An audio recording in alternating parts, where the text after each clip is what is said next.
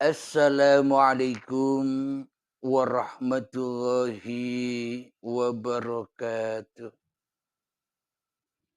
Bismillahirrahmanirrahim. Ashhadu an la ilaha illallah wa ashhadu anna Muhammadar Rasulullah. Allahumma salli ala sayyidina Muhammad wa ala ali sayyidina Muhammad. Rabbi shrah li sadri wa yassir li amri wahlul 'uqdatam min lisani yafqahu qawli. Amin. Bismillahirrahmanirrahim. Salam santunku, salam hormatku, salam kasih sayangku kepada para jamaah Uribi Allah dimanapun Anda berada, baik yang ada di dalam ataupun yang ada di luar negeri. Semoga kita semua senantiasa di dalam lindungan Allah Subhanahu wa Ta'ala. Amin ya Rabbal Alamin. Di pagi yang indah ini, marilah kita gembahkan dahulu di dalam nyawa, di dalam jiwa, di dalam hati, di dalam roh, dan di dalam hidup kalimat-kalimat thayyibah. Subhanallah walhamdulillah wa la ilaha illallah wallahu akbar wa la hawla wa la quwwata illa billahil aliyyil azim. Alhamdulillahi rabbil alamin. Sesi kali ini ada pertanyaan dari sahabat kita, abah kita yang berada di Malaysia. Mari kita dengar bersama-sama pertanyaannya. Ananda Abdul Halim, sekali lagi Abah Misran dari Pahang, Malaysia, ingin bertanya kepada Ananda Halim. Pertanyaan yang pertama, kalau manusia itu masih mengaku-akukan kuasa, masih mengaku kuasa, semua kuasa adalah kuasa dia, kuasanya sendiri, ia dikatakan kufur. Dan sebaliknya, jika manusia itu pula mengaku jadi Allah, maka ia dikatakan kafir zindik. Jadi, macam manakah cara yang selamat untuk mengaplikasikan atau mempraktikkan hayatullah di dalam diri kita? Itu pertanyaan Abah yang pertama.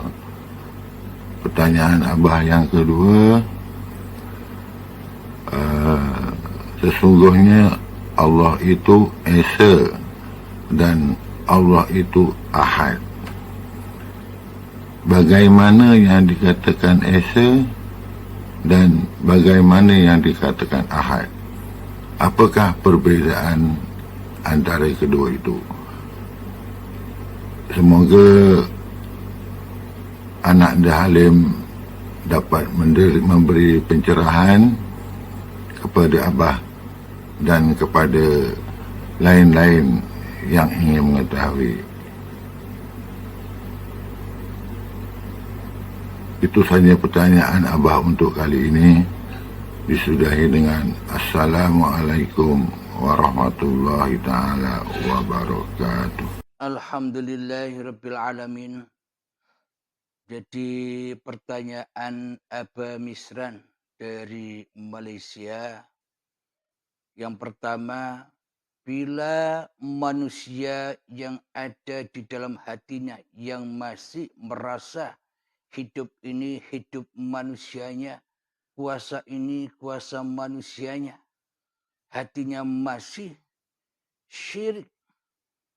Namun bila manusia mengaku dirinya sebagai Allah, adalah kafir zindik. Jadi sebenarnya bagaimanakah cara yang selamat untuk mengaplikasikan hayatullah atau uripe Allah, apa yang dipaparkan di dalam uripe Allah selama ini dipraktekkan di dalam keseharian kita. Pertanyaan yang kedua, apakah bedanya Esa dan Ahad itu? Sadaqallahul azim. Alhamdulillahirabbil alamin. Bagi yang menginjak tatanan dalam tahap belajar di dalam dunia ilmu hakikat dan makrifat ini, maka manusianya serba masih kebingungan untuk mengaplikasikannya, untuk mempraktekannya di dalam hatinya. Jadi selama ini kita telah menjadi syirik atau kafir zindik sama saja di sisi Allah. Maknanya kita selama ini belum menyadari, tidak menyadari bahwa kita selama ini selalu dan selalu berpraktek di dalam hati kita mengaku menjadi sang pencipta daripada berkedudukan sebagai yang dicipta. Kita selama ini di dalam hati kita selalu berpraktek sebagai sang penguasa daripada duduk sebagai yang dikuasai. Ini kan sama saja. Kita ngaku-ngaku jadi Tuhan, kita ngaku-ngaku jadi Allah, tapi tidak kita sadari selama ini. Karena kita belum beragama dan belum bertuhan di sisi Sang Pencipta, di sisi Allah. Beragama dan bertuhannya kita selama ini hanyalah di sisi manusia. Versinya manusia. Maka yang disembah bukan Allah di dalamnya. Akan tetapi manusianya lah yang berkedudukan menjadi Tuhan di dalamnya. Inilah yang selama ini belum kita ketahui bersama. Inilah kenyataan yang selama ini kita lakukan di dalam praktek-praktek agama dan bertuhan di hati kita selama ini. Jadi agama dan bertuhannya masih ala hawa nafsu. Yang mana masih merasa lebih benar agama dan bertuhan kita selama ini daripada agama dan bertuhannya orang lain yang di luar agama kita. Jadi kita masih merasa mulia dengan apa yang kita peluk. Merasa bangga dengan apa yang kita anut. merasa mulia dengan akidah-akidah yang sudah kita pahami bersama selama ini. Akan tetapi akidahnya masih akidah hawa nafsu. Jadi masih di dalamnya kita meremehkan, menghujat, mengolok orang-orang yang di luar agama, yang di luar kebertuhanan seperti diri kita selama ini.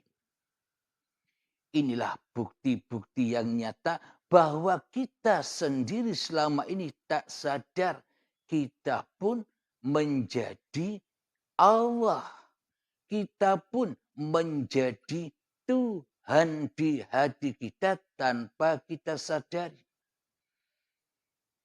Dan selanjutnya kita mulai belajar ilmu hakikat dan makrifat. Di situ pun juga banyak kendala-kendalanya. Dikatakan bila hidup ini hanya Allah. Bila hidup ini hidup Tuhan Sang Pencipta. Berarti aku ini Allah dong. Berarti aku ini Sang Pencipta dong. Berarti apa bedanya dengan yang pertama tadi? Kan tak ada bedanya. Kan tak ada bedanya sama sekali. Yakni endingnya sama-sama ngaku jadi Allah tanpa disadarinya. Jadi seharusnya bagaimana kalau demikian agar tidak tersesat pemahamannya. Di luar sana kebanyakan orang-orang tersesat belajar hakikat dan makrifat. Kebanyakan pemahamannya bila hidup ini Allah, bila hidup ini Sang Pencipta, berarti yang jadi Allah ya aku sendiri. Berarti yang jadi Tuhan ya aku sendiri. Berarti yang jadi Sang Pencipta ya aku sendiri. Ini tambah fatal kepahamannya. Akhirnya dengan sombongnya melepaskan syariat-syariat yang sudah diajarkan kepada kita. Sholat ditinggalkannya dengan sengaja. Ibadah-ibadah ditinggalkannya dengan sengaja. Zakat, puasa ditinggalkannya dengan sengaja karena aku telah merasa jadi Tuhan. Ini kebanyakan manusia salah pahamnya di sini. Dikira orang yang sudah makrifat itu sudah meninggalkan syariat. Dikira orang yang sudah sampai itu boleh halal meninggalkan sholat 5 waktu. Halal meninggalkan seluruh ibadah-ibadah yang ala-ala syariat. Ini pemahaman yang cepat. Ini pemahaman yang salah. Jadi mari kita ketahui bersama apa sih syariat itu. Bila kita bahas syariat di sisi manusia, ya syariat-syariat masing-masing agamanya manusia. Itulah syariat. Bila yang pemeluk agama Islam syariatnya ya sholat 5 waktu. Syariatnya ya ibadah seperti zakat, puasa, haji, dermawan, sopan santun, saling berbagi. Itu syariat-syariat di dalam agama. Sama halnya pun kepada agama-agama yang lainnya. Jadi agama yang lainnya pun juga mempunyai syariat-syariat agamanya. Bagi orang Nasrani, syariatnya ya pergi ke gereja. Bagi agama-agama yang lain, syariatnya ya rajin-rajin ke tempat peribadatannya. Itu semua syariat-syariat agama. Akan tetapi apa yang dikatakan syariat-syariat di sisi Allah? Syariat-syariat di sisi Sang Pencipta itu yang bagaimana? Jadi syariat-syariat di sisi Allah atau di sisi Sang Pencipta itu adalah sejak dari tanah sampai saat ini. Itulah syariatnya hidup. Itulah syariatnya Allah. Karena Allah yang menciptakan. Karena Allah yang menjaga. Karena Allah yang mencukupi. Karena Allah yang memelihara. Karena Allah yang mengasihi sayangi. Karena Allah yang memakan minumkan. Cikal bakalnya badan kita sejak dari tanah hingga saat ini. Ya uripe Allah. Itulah syariat-syariat Sang Pencipta. Syariat di sisi Allah pun juga setiap kita mulai bangun tidur sampai tidur lagi. Itu pun juga syariatnya hidup. Syariatnya Tuhan. Jadi kebanyakan pemahaman-pemahaman kita yang di luar sana menganggap syariat itu syariat agama manusia.